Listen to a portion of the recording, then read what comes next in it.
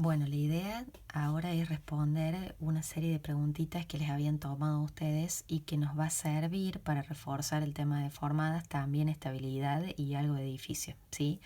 Fíjense en esta pregunta 1, te dice selecciona el diagrama de momentos correspondiente al siguiente esquema. Pero ¿qué es lo que yo tengo que hacer primero?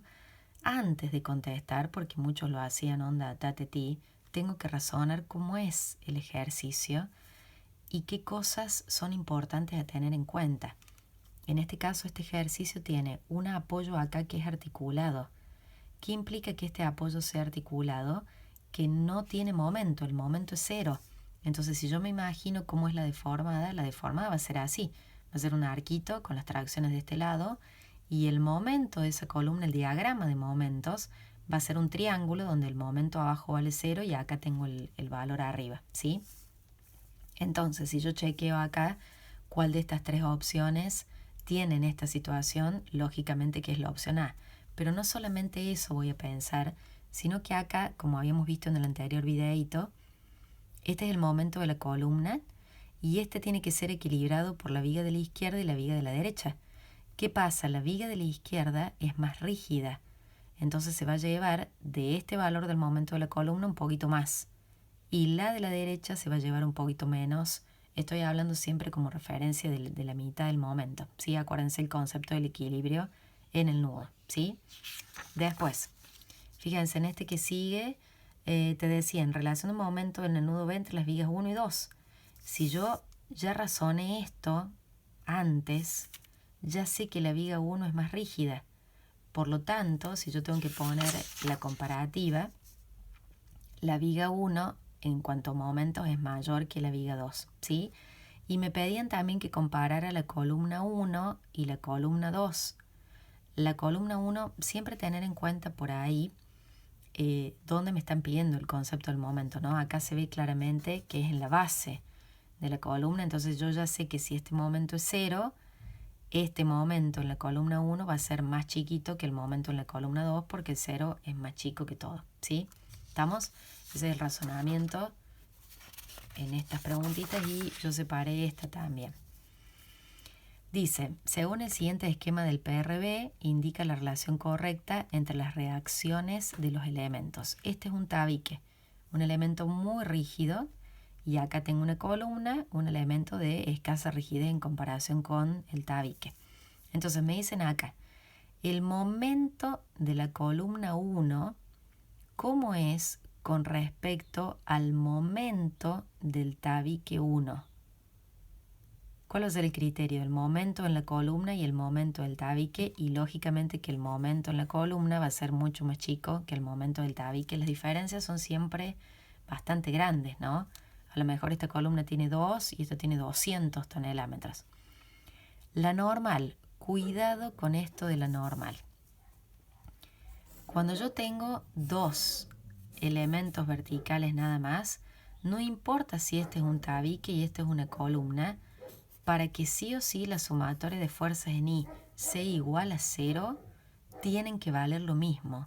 La normal, vuelvo a repetir, porque esto tiene que ver con equilibrar sumatoria de fuerzas en I. Entonces no importa si uno es más rígido que el otro, sí o sí tienen que valer lo mismo en cuanto a normal. Entonces acá la normal era igual, ¿sí? Y el corte del tabique 1 con respecto al corte de la columna tiene que ver con la rigidez. Y el tabique ya sabemos que es mucho más rígido, por lo tanto el corte del tabique 1 es mayor que el corte de la columna 1, ¿sí? Después, vamos a esta, que con esta también renegaron bastante. Dice, en función del diagrama de esfuerzo y corte y de la ubicación de los puntos de inflexión en la deformada, ¿cuál es el valor del momento flector en la base de la columna 1? O sea, estamos hablando de esto, ¿no? En la base de la columna 1, y acá tengo que tener presente el concepto de momento, fuerza por distancia. Simplemente era razonar esto, pero también tenía que saber leer correctamente el corte. ¿Por qué? Si yo tengo que razonar qué es lo que pasa en esta columna 1, en esta columna 1 yo lo que quiero encontrar es esto, es este momento. Y ese momento es multiplicar esta fuerza por esta distancia. ¿sí? ¿Qué pasa? Si yo acá tengo que esto vale 1,68 y la altura total valía 5, si yo hago 5 menos 1,68, esta distancia me da 3,32 metros. Y vos me dirás, pero ¿quién es la fuerza que está aplicada ahí a la altura del punto de inflexión? Es la fuerza que está actuando en planta baja. ¿Y de dónde yo la voy a sacar? Me dan el valor de corte. Me dan cuánto es el valor de corte. Este valor, esta magnitud de 4,41 es lo que vale esta fuercita aplicada en el punto de inflexión. Si yo quisiera, este 2,39 es lo que vale acá en este punto de inflexión, ¿sí? Y otra cosa para recalcar. Cuando vos tenés el valor de corte o el diagrama de corte, el valor que se repite, en este caso, es el corte de la viga. Acá yo tendría 2,98. Y acá el valor que se repite, fíjense que yo tengo 4,07 y 4,07. Este es el valor de corte de esta viga. Ya les voy a explicar para qué me sirve eso, porque tengo que saber leer correctamente el diagrama de corte, ¿sí? Entonces, acá me imagino que esta fuercita entonces va a ser 4,41. Si yo quiero sacar el momento, entonces voy a hacer 4,41 por 3,32. Y esto me da 14,64 tonelámetros, que era esta una de las respuestas que estaban ahí, ¿sí?